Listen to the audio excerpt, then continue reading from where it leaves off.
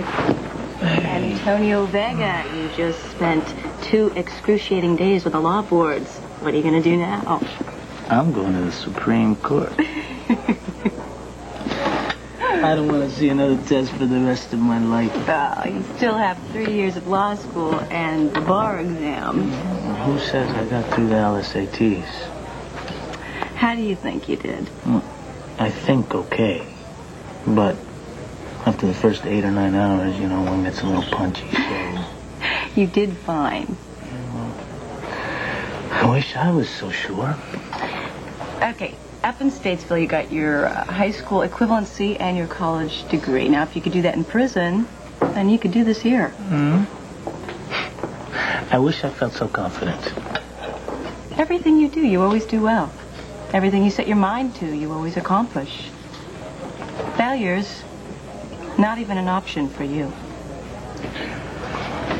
You gotta stop doing this to yourself. What? This. Andy Harrison, you are an excellent detective, no matter what anyone says. Thanks. But what I did was pretty stupid.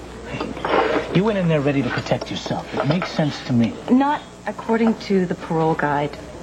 Or the aforementioned Supreme Court. I mean, I pursued Alex with my weapon drawn. No knock and announce, no probable cause. All right. I know I'm a good cop. Okay. Now I just have to prove it to Hank and Bo. So you have a chance at it right now. Lead detective on the Armitage homicide. Yeah, wouldn't that be great? Put away a good friend like Patrick Thornhart. Hey, wait a second. Your job is to conduct an investigation, gather the evidence, and arrest whoever the facts lead you to. I just want something I could believe in. I want to win something. And, you know, something fair. Yeah, and I guess that bombing feels pretty far from that. It's like a lose-lose situation. If Patrick did it, I put him away. He goes to prison. Or worse. And if it was somebody else, the LPD hasn't turned up anything yet, and we're all just running around like a bunch of bozos. Wait a second. You think you're chasing around the wrong suspect? I don't know. Something about it just doesn't seem right. I don't know what. Something's out of whack. Tell you what, why don't we go see a movie? Get your mind off of all of this. The Three Musketeers to see you. Come on, let's go. Yeah, we gotta get moving. Let's go. Come on, wait a second. Where are we moving? Why do you have to ask so many questions all the time? It's practice for when he passes the bar. Do you know anything about this? Ed, not a clue. We've got things to take care of. Yeah, well, what kind of things? Stag kind of things. Oh, no. I don't do that kind of stuff. Anymore. Look, man, even Andy has to admit that a condemned man deserves a hearty meal. I hope you mean a free meal. And I hope you mean lucky man. Can we leave? Because she's starting to scare me, man. All right, you guys go and have fun. You guys too. Eddie, no fun for you. Come on. See you later. Oh, you guys, you should bring him back in relatively the same condition that he's leaving here now. Yes, officer. And remember... Yeah, no fun for Eddie. Going home? Have fun.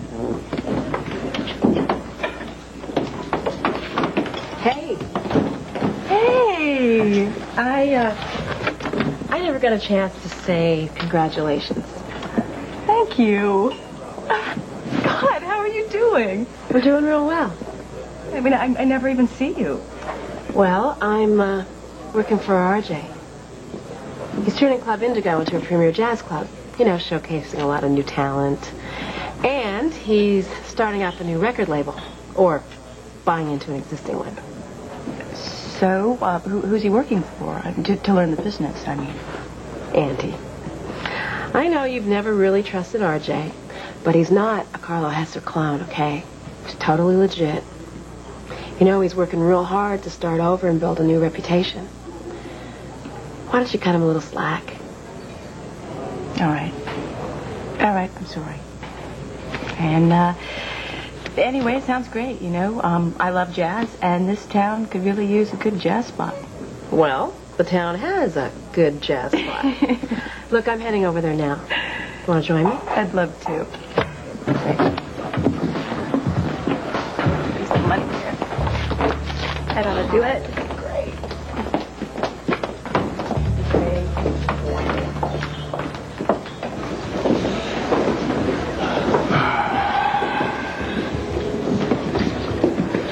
It'll be all right, Max. We'll get the finance that we need.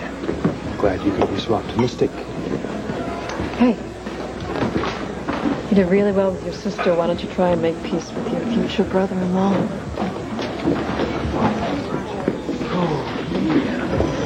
Do I have to?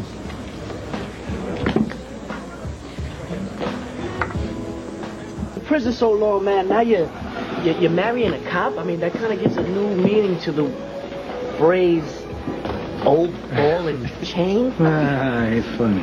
Hey, no joke.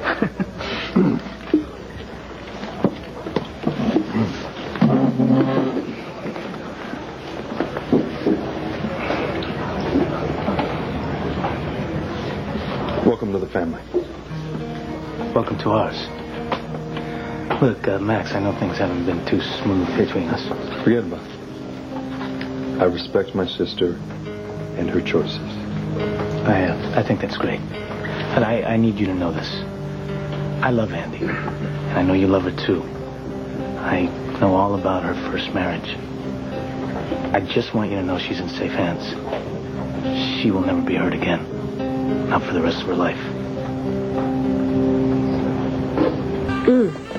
There's the gentleman who's going to be taking a look at our new sound system. Gotta check out his specs. Will you excuse me? Sure. Business detective? Relax. It's strictly pleasure. Music's great. Well, if you like this stuff. I do. Who do you listen to? New or old? Either.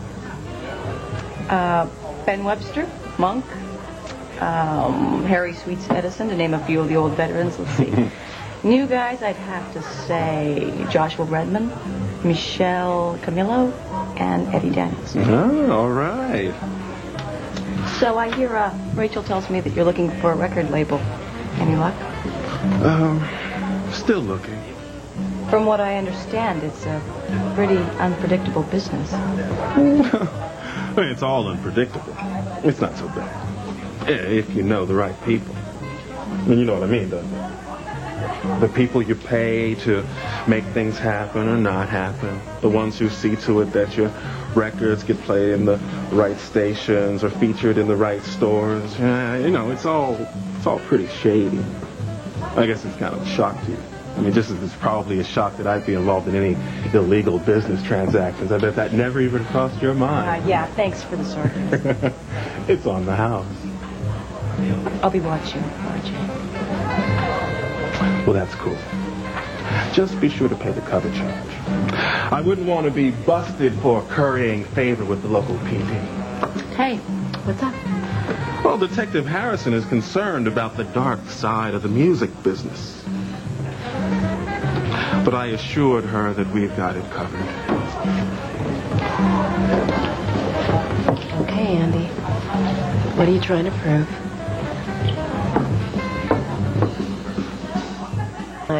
No, you had to go around digging and asking all sorts of questions. I didn't. Rachel, and I'm not leading an investigation, but I think we both know by now that the LPD's never really felt Club Indigo was on the up and up. I think I know what the LPD thinks. My stepfather, your boss, takes every opportunity to remind me of that. You're wrong. You're just gonna have to accept that. Believe me, I know how wrong the police can be. I have observed the whole thing up close and personal. I just hope that your faith in RJ is justified. I do. I got work to do.